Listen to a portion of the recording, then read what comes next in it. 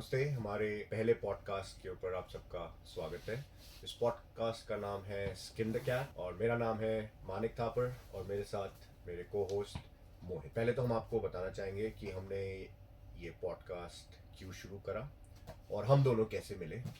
बहुत सालों से मैं जिम जा रहा हूँ और बहुत सालों से मैं जब भी जिम जाता हूँ तो मैं देखता हूँ लोगों को, बहुत सारे ट्रेनर्स को कि वो ट्रेनिंग कैसे दे रहे हैं लोगों को, और मैं बहुत सारे लोगों को भी देखता हूँ जब वो एक्सरसाइज कर रहे हैं उनका फॉर्म क्या है, करेक्ट है, इनकरेक्ट है। और इसको देखते हुए मैंने एक जिम ज्वाइन करा जिसका नाम था गोल्ड जिम, लाजपत नगर में। और वहाँ पे मेरे को मोहित मिले। वैसे तो मैं घर पे ही वर्कआउट करता था, लेकिन जब मेरे को मोहित मिले तो मैंने सोचा कि मेरे को बहुत सारी चीज़ें पता थी और मैं ठीक कर रहा हूँ, लेकिन जब इन्होंने मेरा फॉर्म और बहुत सारी चीज़ें करेक्ट करनी शुरू करी तब मैं समझा कि ये एक साइंस है। इस साइंस के पीछे बहुत सारी रिसर्च है। एक्सरसाइज का मतलब सिर्फ ये नहीं कि आपको वजन उठाना है। फॉर्म और एक्सरसाइज बहुत किस्म की हो सकती है। करीबन 1.5 साल पहले मैं मोहित से मिला और मोहित तब से मेरे को पर्सनल ट्रेनिंग दे रहे हैं। हम दो पिछले 6 महीने या 1 साल से बात कर रहे हैं कि हमें कुछ करना चाहिए इस फील्ड के ऊपर, लोगों को एजुकेट करने के लिए, समझा बताने के लिए कि एक्सरसाइज के फॉर्म करेक्टली कैसे करने चाहिए, एक्सरसाइज प्रॉपर्ली कैसे करनी चाहिए, मेंटल स्टेट ऑफ माइंड क्या होना चाहिए, प्लानिंग कैसे होनी चाहिए। तो ये पॉडकास्ट के ऊपर हम ये सारी चीज़ें के बारे में बात करेंगे। और इसका नाम स्किन द कैट हमने इसलिए रखा क्योंकि स्किन द कैट एक कैलिस्थेनिक बेस्ड एक्सरसाइज है, जो कि आप मान सकते हैं फुल बॉडी एक्सरसाइज है। आपको शोल्डर्स, कोर और लेग्स सारी चीज़ों के ऊपर फोकस करती है। तो इसलिए हमने ये नाम स्किन द कैट रखा। और अब मैं मोहित को बोलूँगा वो थोड़ी अपने बारे में इंट्रोडक्शन दें। हेलो हेलो, जैसे मेरा नाम सर ने बताया मोहित, और मैं दिल्ली में बॉर्न एंड रेज्ड हूँ। मैंने अपनी स्टडीज़ सब दिल्ली में करा। And when I have to choose a career after my graduation, तो मैंने काफ़ी रिसर्च के बाद जो मुझे समझ आया वो ये फील्ड मुझे समझ आई। Then I did my first certification from Gold Gym. और जब मैंने वहाँ से पढ़ना स्टार्ट किया, देन आई रियलाइज कि हम जो लोग देख रहे हैं या फिर कर रहे हैं जिम्स में, उस टाइम पे बिफोर आज से 10-12 साल पहले, तब भी लोग मोस्टली वर्कआउट फॉलो कर रहे थे और वो भी रिलेटेड टू बॉडी बिल्डिंग था और लोग उसी से इंस्पायर हो रहे थे। तब जब मैंने कोर्स किया उसके बाद मुझे समझ आया कि ये वर्कआउट कितना इंपॉर्टेंट है किसी एक जनरल पर्सन के लिए, और बॉडी बिल्डर के लिए डिफरेंट कॉन्सेप्ट होता है। फिर जैसे मैंने अपनी स्टडीज स्टार्ट करी, मैंने योगा का कोर्स किया। एंड फिर मैंने अपने एज के बारे में पढ़ा। एज से पढ़ने के बाद then I studied my self study in CSCS। ये सब करने के बाद मैं उस पॉइंट पे जब मैं सर से मिला और काफ़ी टाइम तक डिस्कस करने के बाद मुझे रियलाइज़ हुआ कि एक तो इंडस्ट्री में मोस्ट ऑफ द ट्रेनर्स सिर्फ और रिलेटेड टू सिर्फ रिलेटेड टू बॉडी बिल्डिंग सिखा रहे हैं। लोगों को वो एक्सरसाइज सिखा रहे हैं जो लोगों के काम की ही नहीं है। एक बॉडी बिल्डर का लाइफस्टाइल होता है, तो ट्रेनिंग करने के बाद उसको प्रॉपर तरीके से रिकवरी करता है, रेस्ट देता है, उसका वो लाइफस्टाइल है। हम लोगों का लाइफस्टाइल वो नहीं है। हमारा लाइफस्टाइल डिफरेंट है, हमारे काम डिफरेंट है, तो हमारा वर्कआउट भी डिफरेंट होना चाहिए। तो हम उसी से रिलेटेड बात करेंगे कि एक पर्सन को जब अपना वर्कआउट स्टार्ट करना है तो वो कैसे स्टार्ट कर सकता है, या फिर क्या क्या हर्डल्स उसकी लाइफ में या फिर उसके वर्कआउट को इनिशिएट करते टाइम आएंगे, या फिर उसको कैसे अपने गोल्स बनाने चाहिए, कैसे उसको मॉनिटर करना चाहिए, और इसी चीज़ से रिलेटेड हम बात करेंगे। बट बिफोर हम सर से थोड़ा सा सर का इंट्रोडक्शन ले लेते हैं। चलते मानिक सर के पास।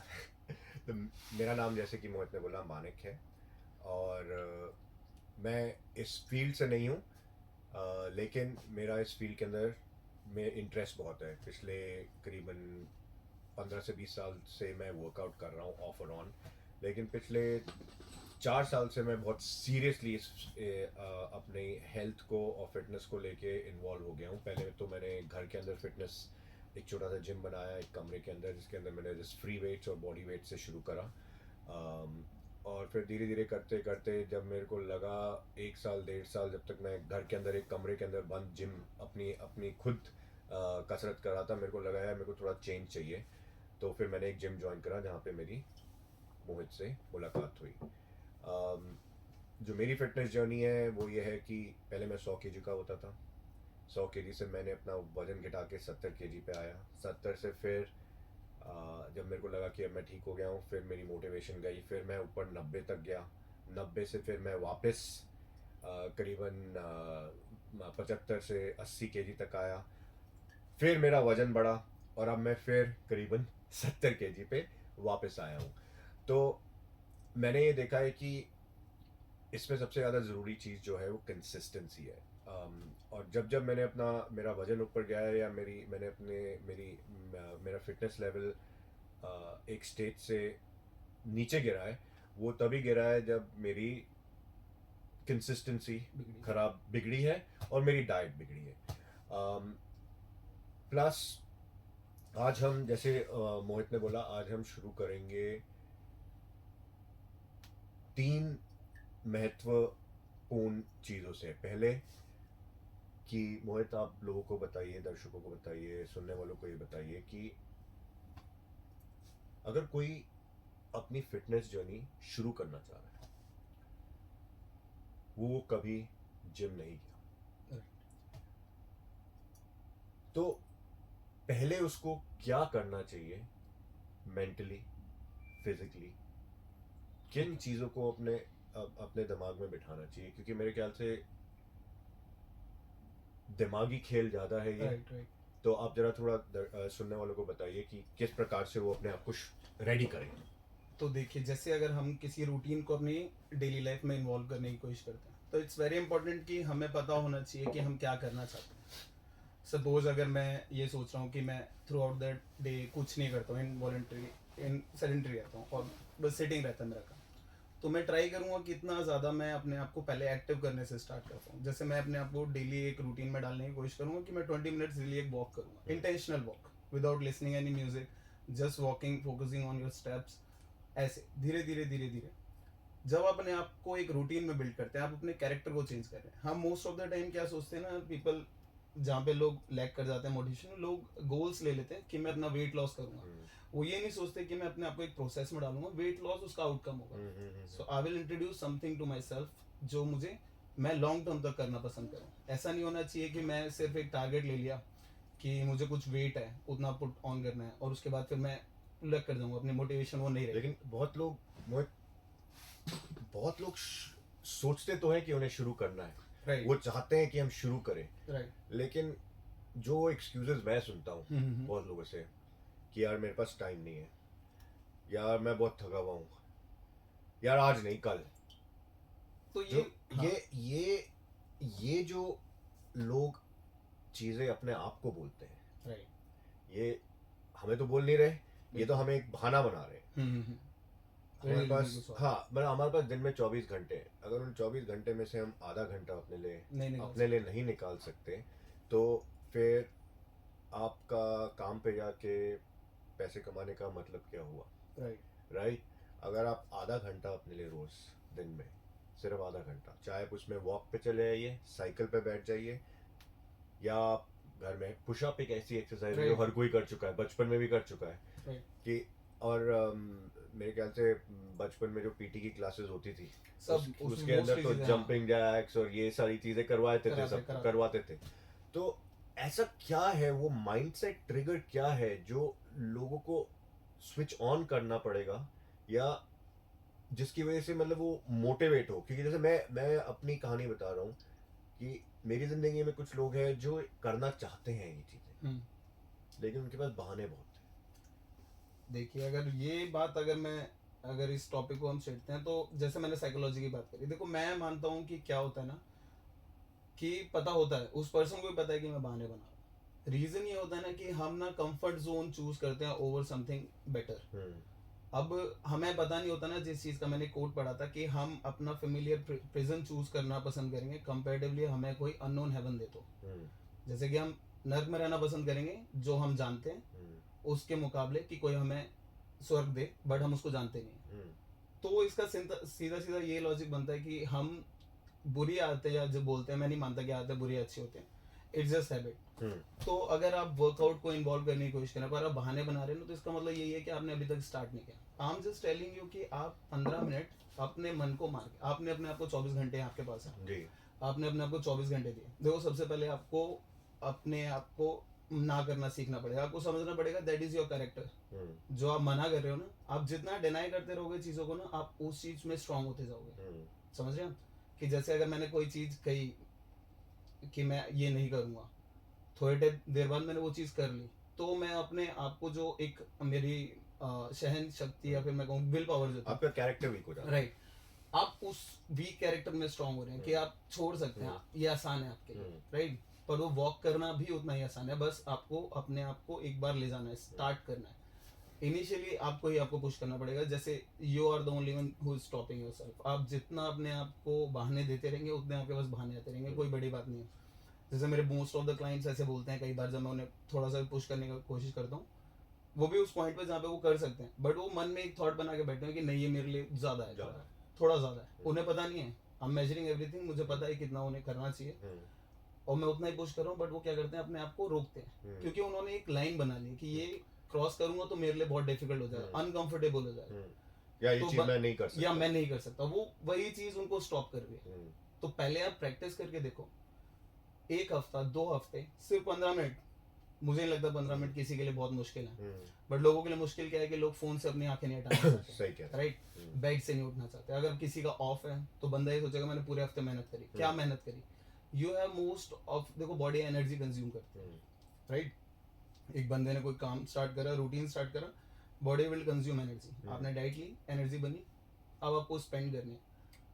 अब आप फिजिकल एनर्जी ज्यादा स्पेंड करना पसंद कर रहे थे मेंटल एनर्जी पे, आप ओवर थिंकिंग कर रहे हैं कंटिन्यूअसली, कोई थॉट आ गया, रिलेटेड नहीं है वो किसी भी चीज से, बट आप उसको एंटरटेन कर रहे हैं, एनर्जी खर्च कर रहे हैं। तो आप एनर्जी खर्च कर रहे हैं, आप एग्जॉस्टेड फील कर रहे हैं, आपको लग रहा है मेरे अंदर एनर्जी नहीं है किसी और चीज को परफॉर्म करने के लिए, बट आपको एनर्जी आपके पास बहुत होती है, बस आपको वो काम करने के लिए अपने आप को फेमिलियर करना पड़ेगा। जितना आप उस चीज में कंफर्टेबल होते रहेंगे ना, उतना ही आप उस चीज को यूज टू भी कर सकते हैं। अपने कैरेक्टर को समझ रहे, मतलब सबसे पहले मुझे लगता है कि बंदे को समझना चाहिए कि मैं ये मना कर रहा हूँ, बहाना नहीं देख रहा हूँ, मैं मना कर रहा हूँ, बहाने में बना रहा हूँ, तभी बंदा आगे बढ़ने के लिए अपने एक रूटीन को चूज कर सकता है। मेरे ख्याल से ये बात आपने ठीक कही। मेरे ख्याल से लोगों को अपने आप से पहले तो सच बोलना सीखना पड़ेगा, राइट, बहुत जरूरी है। बहुत लोग बोलते भी हैं, उनको पता है, जैसे तुमने कहा था कि आपने कहा अभी कि मैं, लोगों को पता है कि मैं ये कर रहा हूँ, लेकिन कॉन्शियसली वो उस चीज को एग्जीक्यूट नहीं कर पा रहे।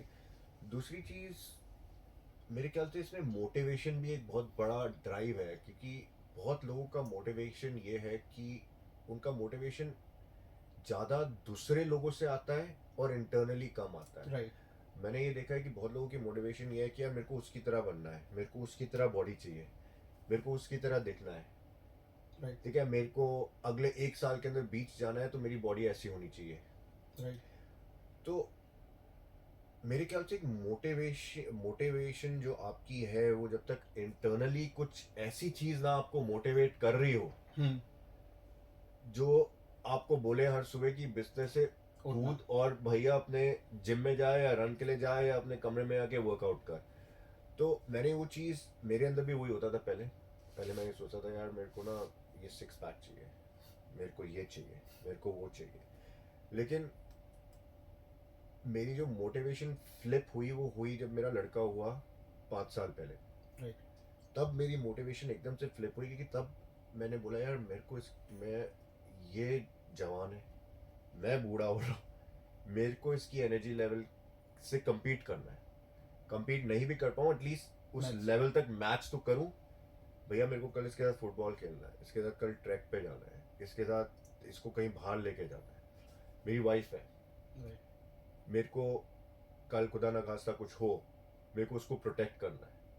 कई बार तो जब मैं वर्कआउट कर रहा होता हूँ, तुम भी बोलते हो यार बस हो गया सर ज़्यादा मत करो, तो मेरे दिमाग के अंदर बात ये चल रही होती है यार मेरी वाइफ है, बच्चे को कोई हार्म करने की कोशिश कर रहा है, मेरे को अपने फिजिकली फिट रहना है, मेरे को इतनी स्ट्रेंथ होनी चाहिए अंदर मेरे कि मैं उनको डिफेंड कर सकूँ, इतनी स्ट्रेंथ और एनर्जी होनी चाहिए मेरे अंदर कि मैं कल अपने लड़के के साथ जब वो, अगर वो 16 साल का भी हो जाए तो मैं उसके साथ फुटबॉल खेल सकूँ। तो हर किसी के अंदर अलग अलग मोटिवेशन है। मेरे अंदर क्या मोटिवेशन है, ये चीज़ मेरे को अभी ड्राइव कर रही है और ये चीज़ मेरे को ड्राइव करती रहेगी। तो मैं ये मानता हूँ कि हमें कुछ ऐसी मोटिवेशन अपनी ज़िंदगी के अंदर चाहिए, ऐड करनी चाहिए जो मतलब हमेशा रहेगी। 6 पैक आपका आ गया जब तक आप मेहनत कर रहे हो। बहुत लोगों का ऐसे ही होता है, और बहुत लोगों का ये होता है यार इस हफ्ते तो मैंने बहुत मेहनत करी, हाँ अब मैं थोड़ा सा आराम करता हूँ। आराम करना ठीक है, बॉडी को रेस्ट देना ठीक है, जैसे तुमने कहा, लेकिन बॉडी को अगर तुम ज़्यादा रेस्ट दोगे तो बॉडी फिर उस चीज़ को यूज टू भी होती रहेगी। तो मेरे हिसाब से consistency, consistency, discipline, discipline is very important. ये चीज़ों को जिंदगी में, मोटिवेशन तो एक चीज़ है, लेकिन कंसिस्टेंसी और डिसिप्लिन को कैसे लाया जाए। तुम देखोगे कि काम को लेके बहुत लोग कंसिस्टेंट हैं, राइट। मंदिर को लेके बहुत लोग कंसिस्टेंट हैं, पूजा Right. पाठ को लेके बहुत लोग कंसिस्टेंट हैं और डिसिप्लिन है कि भैया ट्यूसडे है, मीट को हाथ नहीं लगाएंगे, हाँ बिल्कुल। भैया मंदिर जाना है, हमें इस दिन मंदिर जाना है पूजा करने, ठीक है। पैसे को लेके मैं कहूँगा बहुत लोग कंसिस्टेंट और डिसिप्लिन नहीं है, लेकिन अपने काम को लेके बहुत लोग कंसिस्टेंट और डिसिप्लिन है। लेकिन अगर लोग ये सोचें कि ये सारी चीज़ें वो क्यों कर पा रहे हैं, वो इसलिए कर पा रहे हैं क्योंकि वो फिजिकली केपेबल है। राइट। अगर आप फिजिकली केपेबल ना हो, आप बीमार हो जाओ, या आपके घुटने कमज़ोर हो जाए, या आपसे उठा ना जाए, या आपसे चला ना जाए, तो फिर ज़िंदगी किस चीज़ की। जो आपने सारा, कितने लोग आप देखते हैं ओवरवेट, बिल्कुल, जिनके पास पैसा बहुत है पर बॉडी हेल्दी नहीं है। बॉडी हेल्दी नहीं है, बॉडी हेल्दी नहीं है तो माइंड हेल्दी नहीं है, उनका माइंड भी उसी तरफ जा रहा है। राइट। तो ये क्यों आपको लगता है हो रहा है कि लोग कुछ एरियाज में अपनी लाइफ में डिसिप्लिन है और कंसिस्टेंट है, लेकिन जो सबसे महत्वपूर्ण और ज़रूरी चीज़ है, दिमाग और बॉडी, उसके लिए ये लोग, मतलब बहुत लोग फोकस नहीं करते। इसका मुझे जो रीज़न समझ आता है या फिर मुझे जो लगता है ना, देखो जो आपने जो दो चीज़ें बोली, मंदिर, रिलीजन हो गया, बोथ चीज़ रिलेटेड टू रिलीजन ही। अब क्या होता है ना कि community plays a very important role. जैसे संगति जैसी होगी ना वैसा इंसान होगा। तो क्या होता है ना कि हम जैसे अवेयरनेस होती है, some things you know, some things I know, some things we both know. जैसे एक कप है, आपको भी पता है, मुझे भी पता है। ये कैसे है? This is a social awareness, social consciousness, जिसके बारे में सब लोग जानते हैं। जैसे रिलीजन के बारे में सब लोग जानते हैं, आपकी कम्युनिटी है उससे रिलेटेड, तो लोग कहीं ना कहीं से उसको सुनते रहते हैं, उसको देखते रहते हैं, उसी को फॉलो करते रहते हैं। But fitness in India at the time बहुत ज़्यादा हम लोग इन्फ्लुएंस हो गए वेस्टर्नर से, हम बहुत ज़्यादा इन्फ्लुएंस हो गए हैं फ़ोन से, हम बहुत ज़्यादा इन्फ्लुएंस हो गए हैं कि लाइफस्टाइल बहुत इजी हो गया, हमारे पास अभी कोई स्ट्रेस ऐसा नहीं है, तो बहुत ज़्यादा लोग इन्फ्लुएंस हो गए, आराम से चिल कर रहे हैं, कोई ज़्यादा फोकस नहीं है, क्योंकि ऐसी कोई कम्युनिटी ज़्यादा नहीं है। आप देखोगे ना, मोस्ट ऑफ द लोग जो अपने आप को फिट रख पाते हैं ना, उनका जो सर्कल होता है ना, वो फिट बंद हो गया होता है। अब ये नहीं देखोगे कि 4-5 मोटे लौंडे हैं और उनके साथ एक फिट बंदा घूम रहा है एकदम ही फिट। समटाइम्स हो सकता है, बट मेजोरिटी में यही होता है। कम्युनिटी क्या होती है ना, आपको वो मोटिवेशन देती है। क्या होता है ना, अगर आपने कोई चीज़ स्टार्ट करी, अब आपके पास कोई पार्टनर है ना, तो आप उससे कहीं ना कहीं हेल्दी वे में कम्पीट करते रहते हैं, वो आपको पुश भी करता रहेगा। और वहीं पे अगर 3-4 लोग हो जाते हैं ना, तो आप एक छोटी सी कम्युनिटी अपनी बना लेते हो, जिसमें आप बात कर रहे हो, डिस्कस कर रहे हो, आपके अपने एक्सपीरियंसेस शेयर कर रहे हो, आप देख रहे हो कि अगले बंदे ने अच्छा आपने ऐसे अचीव कर लिया, और फिर उन लोगों के अदर सर्कल्स हैं, अदर मतलब ऐसे लोगों को ज्ञान जो मिल रहा है ना, वो ओवरऑल मिलके कलेक्टिव ज्ञान बन रहा है, जिससे आपकी सेल्फ अवेयरनेस उस चीज़ की तरफ बढ़ रही है। पर आप अगर ऐसे लोगों के साथ रहोगे, मैं तो ये कहूँगा इससे बेटर है कि आप अकेले रहो, 1 महीना 2 महीना सेल्फ अपने आप को कंसिस्टेंटली डिसिप्लिन के साथ दे दो, और 2 महीने के बाद अगर आपको रिजल्ट्स नहीं मिलते, या फिर आपका वर्कआउट इंप्रूव नहीं होता, या फिर आपको कोई रिजल्ट्स नहीं शो होते, देन आई विल से कि तो ये भी आपने ढंग से नहीं। ये एक ज़रूरी बात बोली मोहित तुमने कि बहुत सारे जो हमारी संगति है, वो एक बहुत महत्वपूर्ण चीज़ है, जो मतलब हमारी लाइफ को एक डायरेक्शन में बिल्कुल ले जाती है।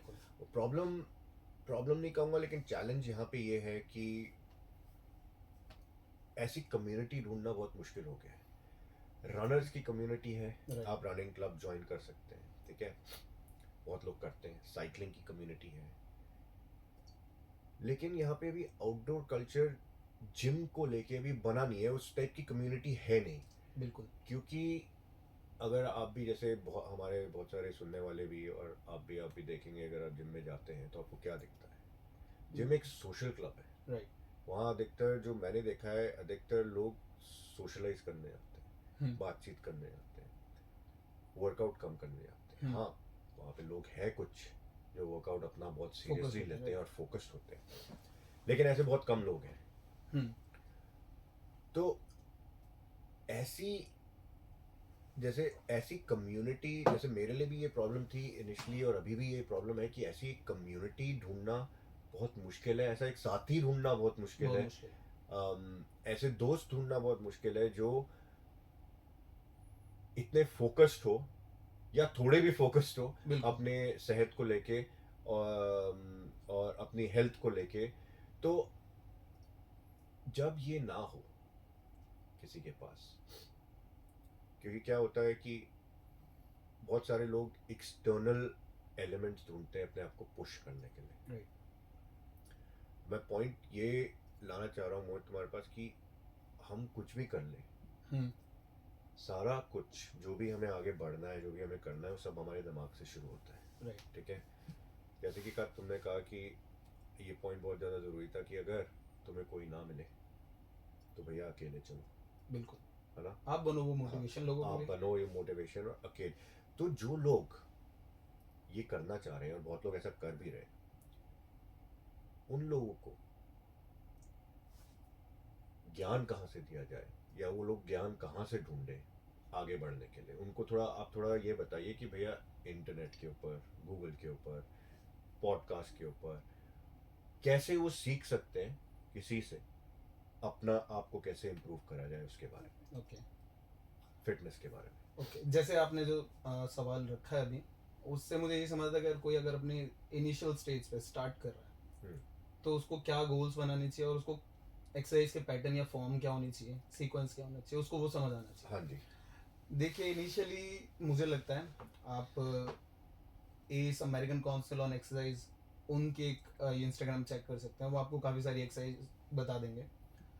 आप एक बार फिर से बोलना सबको, क्या है? इस American council of exercise. Exercise, ठीक है। ओके, आप सर्च कर सकते हैं उसको। एंड वो मोस्टली जो उसमें जो टेक्निक्स है ना, वो बात करते हैं जैसे बॉडी एज अ होल काम करती है थ्रू आउट द डे। और जिम में हम जाके क्या करते हैं, हम आइसोलेट कर देते हैं मसल्स को। आइसोलेशन जरूरी है। इनिशियली जरूरी ये है कि आप अपने आप को पहले समझ पाए कि मैं क्या कर सकता हूँ और क्या नहीं कर सकता।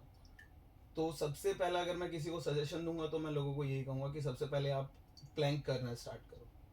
प्लैंक से क्या होगा ना कि आप अपने कोर को एंगेज कर पाएंगे, अपने लोअर बॉडी को एंगेज कर पाएंगे और अपनी चेस्ट को एक तरीके से अपनी पुशिंग मूवमेंट को आप स्ट्रॉन्ग बनाएंगे, एक बॉडी को एज अ होल यूज कर पाएंगे। ठीक है। देन उसके बाद आप स्टार्ट करो pushups and pullups. Pulling and pushing movement आपने उसमें आपकी पूरी मूवमेंट्स हो जाती है। जिम में जाके हम बेंच प्रेस कर रहे हैं, शोल्डर्स को सेपरेटली ट्रेन कर रहे हैं, ट्राइसेप्स को सेपरेटली ट्रेन कर रहे हैं, वो इतना ज़रूरी नहीं है। अगर आप एक पुश मूवमेंट, पुशअप एक अच्छे से आप प्रॉपर एक पुशअप परफॉर्म कर पा रहे हैं तो आपके शोल्डर्स और आपके ट्राइसेप्स जो उसमें असिस्टेड मूवर हैं, जो हेल्प करते हैं चेस्ट को मूव करने के लिए, वो ट्रेन हो रहे हैं उसमें। तो मैं ये कहना चाहूँगा कि इनिशियली लोगों को जितना बेसिक्स होते हैं, जैसे पुशअप्स हो गए, पुलअप्स हो गए, बॉडी वेट स्क्वाट्स हो गए, लंजेस हो गए एंड प्लैंक्स, और कुछ अगर एट द टाइम लोग केपेबल नहीं है, अगर आप नहीं कर सकते तो किसी भी एक्सरसाइज को अगर आप देखेंगे तो आप उसको रिग्रेस कर सकते हैं और उसके प्रोग्रेशन में। तो इनिशियली आपको वो रिग्रेशन सर्च करना है। जैसे आप एक पुशअप एक्सरसाइज लीजिए और सुनने वालों को ये बताइए कि पुशअप का रिग्रेशन क्या होगा अगर किसी ने कभी पुशअप नहीं करा तो उसको, हाँ, वो कैसे अचीव कर सकता है, वो बताइए। चलिए देखिए, अगर मान लीजिए वो बंदा जिसको हम पुशअप सिखा रहे हैं या फिर कोई सेल्फ सीखना चाहता है, उसने कभी कोई पुशअप नहीं करा और वो फर्स्ट टाइम वो प्रैक्टिस करे प्लैंक की, हाई प्लैंक में अपने आप को होल्ड करे, जिसमें अपने कोर एंगेज करे, अपने ग्लूट्स को एंगेज करे, अपनी एक पूरी बॉडी को एक बोर्ड की तरह स्टिफ कर दे in air parallel to floor. अगर बंदा केपेबल है उस चीज़ को करने के लिए, then I will tell him to do it for 3 sets for 30 seconds 1 minute. आप उसको अपने आप को उसके लिए ट्रेन करो। ठीक है। उसके बाद अगर नहीं है, आप उस लेवल पे नहीं है सपोज, तो आप एल्बो प्लैंक कर लो। उस पर भी नहीं है, आप एक काम करो, बार कहीं सेट करो जहाँ पे आप इंक्लाइन कर सको अपने आप को, या फिर वॉल पे अपने आप को बस स्ट्रेट लाइन में मूव करने की कोशिश करो। बस आपने सपोज आप वॉल पे गए, आपने अपने आर्म्स को स्ट्रेच किया, फुट को थोड़ा सा पीछे ले गए और अपने पुशअप की पोजीशन को जो आप फ्लोर पे कर रहे थे उसको आप स्टैंडिंग में लिया। राइट, इनिशिएट उससे करो कि मूवमेंट को कहाँ से हम फ्लोर से स्टैंडिंग में लिया है। तो मसल को हमने आइसोलेट करा, पर कैसे आइसोलेट किया? जब हम फ्लोर पे थे पूरी बॉडी एक साथ काम कर रही थी, जब हम खड़े हुए तो लोअर बॉडी का लोड खत्म हो गया, सिर्फ हमें अपर बॉडी पुश करनी है।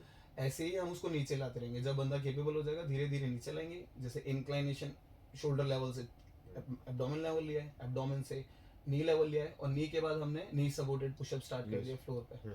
ऐसे करते हुए आप बैंड्स का सपोर्ट ले सकते हैं, और आपको बहुत सारे वेरिएशन अगर आप सही समझ पा रहे हैं तो जैसे एक टर्म होता है स्केपुला पैकिंग, बहुत इंपॉर्टेंट चीज़ होती है, मैंने भी आपको हर बार टोका है जब भी हम करते हैं।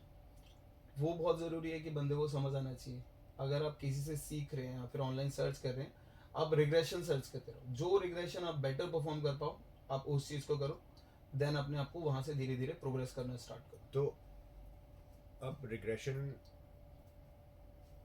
पुशअप्स में भी होएगी, राइट, रिग्रेशन स्क्वाट्स में भी होगा, स्क्वाट्स में भी होएगा, रिग्रेशन पुलअप्स में भी होएगा, लंजेस में भी होएगा, एवरीथिंग।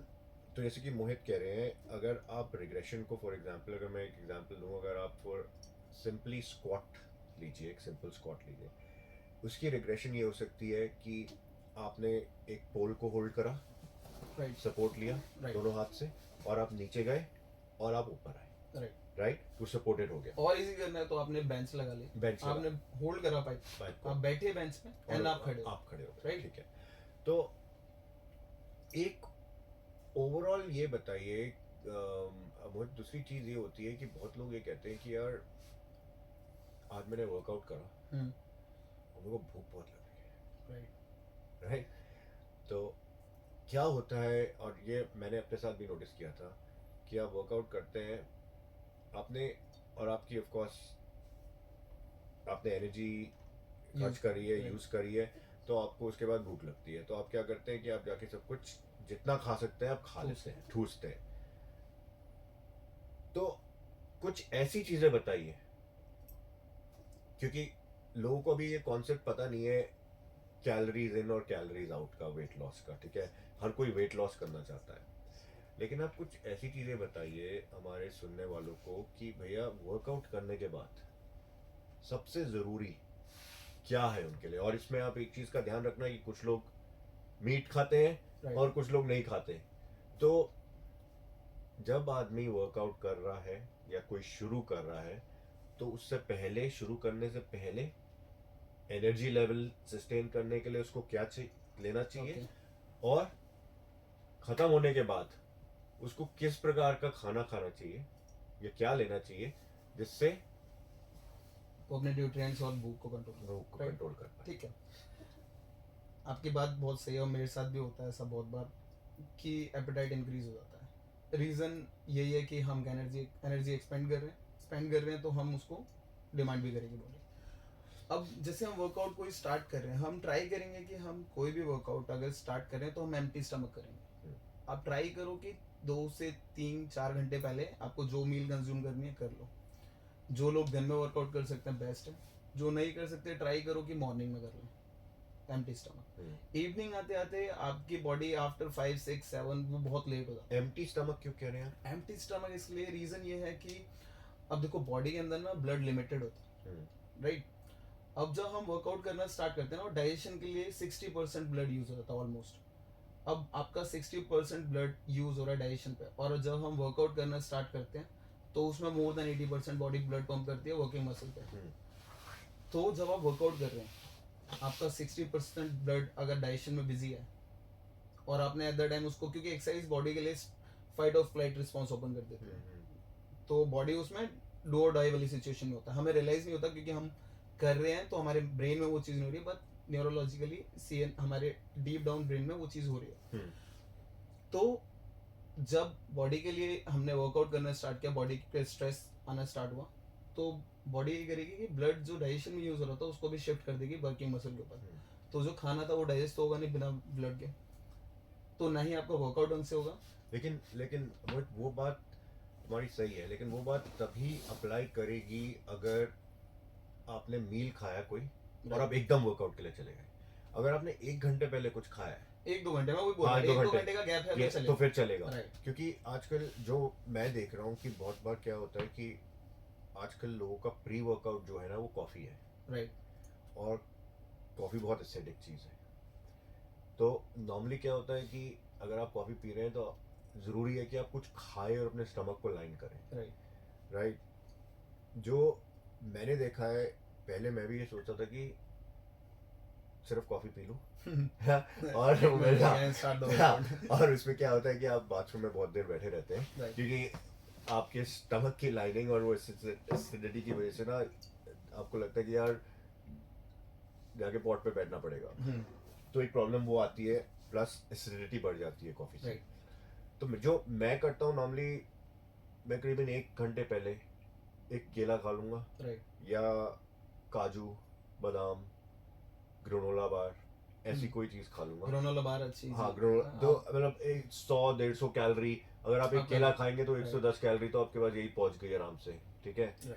तो और वर्कआउट से पहले डाइजेस्ट भी हो और जाता है, वर्कआउट तो से पहले आप आराम फिर से start डाइजेस्ट हो करें। जाता है। देखो ब्लड फ्री होना चाहिए, आप खा रहे हो कोई इशू नहीं है, but when at the time आप वर्कआउट कर रहे हो और अगर आपको भूख लग रही है ना, हाँ तो this is the best time, क्योंकि आप जब करोगे ना आपको डिफरेंस नजर आ जाएगा। आप ट्राई करके देखना, एक बार खाना खा के वर्कआउट करना, एक बार एम्प्टी स्टमक वर्कआउट करना, आपको डिफरेंस नजर आ जाएगा कि आपका मसल पंप बेटर आ रहा है, अब ब्लड फ्लो बेटर है और आपको इतनी डिजीनेस नहीं हो रही वर्कआउट करते टाइम, आपको ऐसा नहीं लग रहा है यार मैं थका हुआ हूँ, you will feel more energetic कि भाई थोड़ा और कर लेता है। ठीक है। तो अब एक तो ये कॉन्सेप्ट हुआ आपका कि दो चीज़ें, अगर आप कुछ खा रहे हैं तो कम से कम 1 घंटे का मिनिमम 1 घंटे का गैप रखिए आप, ठीक है। अब वर्कआउट खत्म होते ही, ठीक है, बहुत लोग क्या करते हैं कि आलू का पराठा खा लो हमारे यहाँ पे क्या है कि भैया पराठा खा लिया, मैं तो वर्कआउट करा है, कैलोरीज मैंने इतनी बर्न करी है। तो आप इनको दो कॉन्सेप्ट समझाइए, क्योंकि मेरे ख्याल से थोड़ा सा इसमें इनको ये समझाना ज़रूरी है बहुत लोगों को कि भैया आपकी बॉडी एनर्जी कैसे बर्न करती है जब आप वर्कआउट करते हैं, और क्यों ये ज़रूरी है कि हम मसल मास को बचा के रखें राइट। और फैट पे ज़्यादा कंसंट्रेट करें, या ग्लूकोज की जो भी एनर्जी ग्लूकोज से आती है फैट के ऊपर। तो वर्कआउट ख़त्म होने के बाद लोगों को क्या करना चाहिए और क्या खाना चाहिए? देखो वर्कआउट एंड होने के बाद सबसे इम्पोर्टेंट चीज़ जो मैं कहना चाहूँगा वो ये है कि आप एकदम ही जितनी आपको भूख है अपनी मील 100% नहीं लेनी, आपको ट्राई करना है 60-70% ही खाना है, मतलब हल्की फुल्की भूख रहे ताकि आप 1 घंटे बाद दोबारा कंज्यूम कर सकें मील, ठीक है। राइट।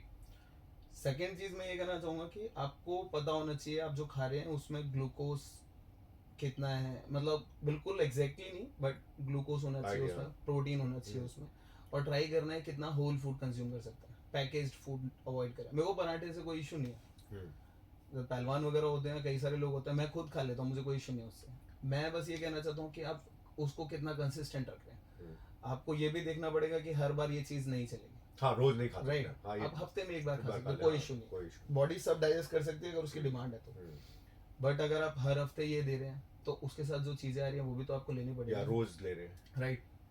तो बहुत ज़रूरी है उस चीज़ को समझना। मैं बिल्कुल स्पेसिफिक नहीं होना चाहता डाइट से रिलेटेड, क्योंकि मैं क्लाइंट्स को सजेस्ट नहीं करता, मैंने आपको भी कभी नहीं करी और मैं किसी को इतना पुश नहीं करता। मैं बस ये कहना चाहता हूँ कि जब भी खाओ कुछ, एटलीस्ट ये ध्यान रखो कि उसमें प्रोटीन होना चाहिए, उसमें ग्लूकोज होना चाहिए, कार्ब्स होने चाहिए, और वो होल फूड, पैकेज फूड जितना कम होना, क्योंकि बॉडी को पचाने के लिए ना एंजाइम्स चाहिए, राइट। आप अगर जितना प्रोसेस्ड फूड खाओगे ना वो उतना ज़्यादा ख़त्म होता जाता है, एक प्रोसेस जितने प्रोसेस से गुजरेगा फूड उतना उसकी जो कैलोरीज हैं, उसका जो न्यूट्रिएंट्स है जो हमें चाहिए ख़त्म होते जाते हैं। तो मैं यही कहना चाहूँगा कि अपना ट्राई करो, जैसे आप ओट्स खा लो, खिचड़ी खा सकते हो, अच्छी चीज़ है, शेक पी सकते हो, राइट, या फिर सेपरेटली केले खा सकते हो, प्रोटीन पी सकते हो, मैं उसमें सजेस्ट नहीं करूँगा, it's your call, but try करना है कि कितना आप उसमें कंटेंट नेचुरल, राइट। जैसे चिकन खा लिया आपने, अगर आप खाते हैं नॉन वेज खाते हैं तो आपने पनीर खा लिया या फिर चने खा लिए, चने वर्कआउट से पहले ठीक है, बाद में थोड़ा डाइजेशन वगैरह, बट जैसे दही कंज्यूम कर लिया आपने, या फिर सोयाबीन से रिलेटेड कोई चीज़ खा लिया आपने, मतलब आपके पास बहुत सारे ऑप्शन है, आपको पता है कि क्या खा सकते हो, लोगों को पता, आजकल ऑनलाइन सर्च करोगे। और एक और चीज़ होती है, लोग खाना खाते हैं बट लोगों का फोकस नहीं होता, फ़ोन में लगे हुए हैं, राइट। आप मील कंज्यूम कर रहे हो, आपकी बॉडी का पार्ट बनने वाला है, राइट, और वही चीज़ आपका माइंडसेट भी डिसाइड करेगी। आप अगर आप उस पर फोकस नहीं रहोगे और आप कुछ भी खाओगे ना ही आपको पता चलेगा आपने कितना कंज्यूम कर लिया। और दूसरी चीज़ है, खाने को ठीक से चबाते भी नहीं, बिल्कुल, क्योंकि वो सलाइवा को उनको नहीं समझ नहीं आ रहा तो कि हाँ जब तक वो प्रॉपर एक जो मिश्रण है वो ढंग से बनेगा नहीं, बॉडी को डाइजेस्ट करने के लिए और मेहनत करनी पड़ेगी, और उस लेवल पे डाइजेस्ट नहीं हो पाएगा। और ये इसीलिए होता है क्योंकि फोकस कहीं और है। अगर बंदा फोकस्ड हो अपने खाने पे थोड़ा सा भी, अगर आप खाना खा रहे हो, अगर अपने आप को 15 मिनट आप खाने के लिए नहीं दे सकते जो आपको through out the day energy देगा, तो फिर आप फिटनेस को नहीं फॉलो कर रहे। जैसे मैं मानता हूँ कि फिटनेस सिर्फ और सिर्फ फिजिकल नहीं होती, मेंटल फिटनेस बहुत इंपॉर्टेंट है। जब तक आप मेंटली फिट नहीं होगे, किसी चीज़ की तरफ अवेयर नहीं होगे, जैसे वॉकिंग का मैंने आपको स्टार्टिंग में बताया था कि आप वॉकिंग कर रहे हो, बट आप वॉकिंग कर रहे हो या फिर आप गाने सुन रहे हो या फिर आप किसी से कॉल पे बात कर रहे हो, उसमें वॉकिंग कर रहे हो, और एक सोलो सिर्फ आप वॉकिंग कर रहे हो, आप फोकस है आप उस चीज़ के ऊपर। तो बहुत ज़रूरी है जब आप फिट होने की बात कर रहे हो ना, आपका फुल ऑल, जब आप एट द टाइम कोई चीज़ कर रहे हो, जब खाना खा रहे हो या फिर वर्कआउट कर रहे हो, आपका पूरा फोकस उस चीज़ पर होना माइंड चाहिए। Body connection. राइट। अगर वो चीज़ नहीं होगी ना तो आपको टाइम लगेगा, बना आप तब भी लोगे, बट वो वही है कि आपके पास कोई बंदा पुश करने वाला होगा, वरना आप सेल्फ रियलाइज नहीं कर पाओगे। या फिर आपको सेल्फ, जैसे किसी चीज़ को मैं अपने क्लाइंट्स को बोलता हूँ कि अगर आप कोई चीज़ वर्कआउट कर रहे हैं तो आप सेल्फ प्रैक्टिस करो। वही एक चीज़ और बताओ मेरे को, देखो बहुत लोग ये सोचते हैं कि भैया हम अपनी फिटनेस जर्नी शुरू कर रहे हैं, और मैं वेट लॉस के ऊपर इसलिए जा रहा हूँ क्योंकि अधिकतर लोग इसको वेट लॉस से जोड़ के कि भैया हमें अपना वजन कम करना है।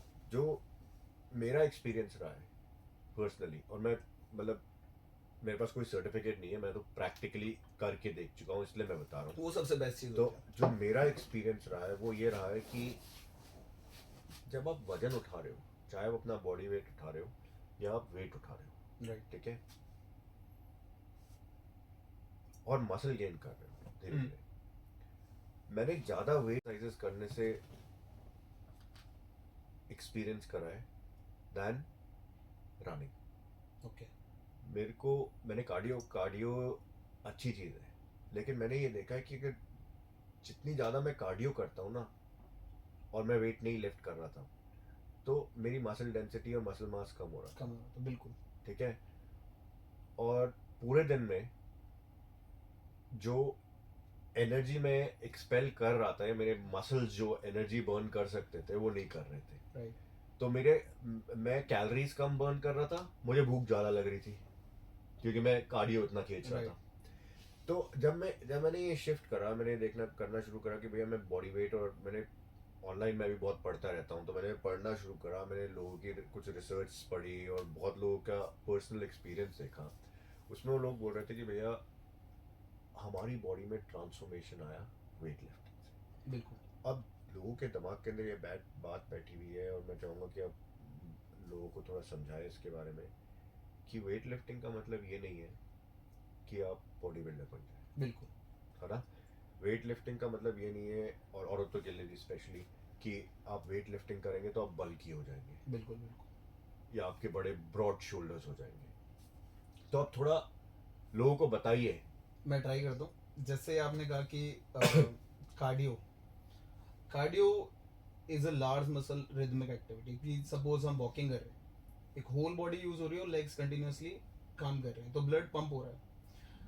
अब हार्ट कंटिन्यूसली ब्लड पंप कर रहा है लेग्स के अंदर, वो जितना लॉन्ग चलेगा उतनी ज़्यादा। अब मसल मास हम बहुत सारा यूज़ कर रहे हैं। अब मसल फाइबर्स डिफरेंट टाइप के होते हैं। हम जो मसल फाइबर्स यूज़ कर रहे हैं वो मोस्टली एरोबिक एनर्जी यूज़ कर रहे हैं, राइट। अब वो उन मसल्स को ट्रेन नहीं करेंगे जो लोड उठाने के लिए बने हैं। और जैसा कि हमारा लाइफस्टाइल नहीं है कि हमें प्रॉपर वेट लिफ्टिंग ही करनी है या फिर हमें एक एथलीट बनना है। हमारा लाइफस्टाइल है कि हमारा डेली लाइफस्टाइल बेटर हो सके, राइट। हमें चाहिए वर्कआउट से कि मैं जो भी थ्रू आउट द डे कर रहा हूँ वो मेरे लिए कितना ईजी हो सकता है, मैं कितना through out the day active रह सकता हूँ, या फिर मैं कोई भी काम कर रहा हूँ मेरे को 2 बार नहीं सोचना पड़ रहा, राइट। जैसे आपने कहा कि मैं एज हो रही थी और मैं अपने बच्चे के साथ खेलना चाहता था, मुझे ये सारी चीज़ें करनी है। अब उसको करने के लिए आपके पास वो माइंडसेट प्लस वो एनर्जी भी चाहिए ना। तो आप एक चीज़ पे फुली फोकस नहीं हो सकते, आपको सब करना पड़ेगा। कार्डियो आपके हार्ट के लिए, तो उसको हार्ट के हिसाब से ट्रेन करो, उसको बॉडी के हिसाब से ट्रेन मत करो। वेट लिफ्टिंग या फिर हाइपरट्रॉफी लिफ्ट करना, स्ट्रेंथ ट्रेनिंग, वो मेनली आपके मसल मास को बिल्ड करने के लिए, क्योंकि बॉडी बनी है, केपेबल है वो लोड उठाने के लिए। और मैं ये नहीं कहता उसमें भी 100% जाओ, हर एक चीज़ का ऑलमोस्ट 60 to 70% का रेशियो रखो, ठीक है, उसके अंदर अपने आप को ट्रेन करते रहो। और ऑलवेज फाइंड समथिंग जो आपको पसंद आए, क्योंकि जब तक आपका इंटरेस्ट नहीं होगा ना उस चीज़ में, आप उसको लॉन्ग टाइम तक परफॉर्म नहीं कर पाओगे। आप सिर्फ उस चीज़ को इसलिए कर रहे हो क्योंकि आपको कुछ मिलने वाला है, आप उसको अपना कैरेक्टर नहीं बना सकते। जैसे सपोज आपको स्किपिंग पसंद है, तो अपने पार्ट में, वर्कआउट के पार्ट में स्किपिंग रखो, वो आपका एक आर्ट फॉर्म है, हाँ। उसमें आपको टारगेट नहीं देखना, हम्म। उसमें आपको देखना है कि मैं इसको कितना इंटरेस्टिंग अपने लिए कितना फन बना सकता हूँ, राइट। और बाकी चीज़ें उसकी एक प्रॉपर सीक्वेंस है, पैटर्न्स हैं, कितने रेप्स करने चाहिए, कितने नहीं करने चाहिए, कितना लोड रखना चाहिए। अब मेरे ख्याल से ये चीज़ भी अब मेरे ख्याल से आने वाले एपिसोड्स के अंदर राइट, वो हम क्लियर करेंगे कि आप किस तरीके से एक अपने लिए स्ट्रक्चर स्ट्रक्चर कर सकते हैं एक वर्कआउट का प्रोग्राम।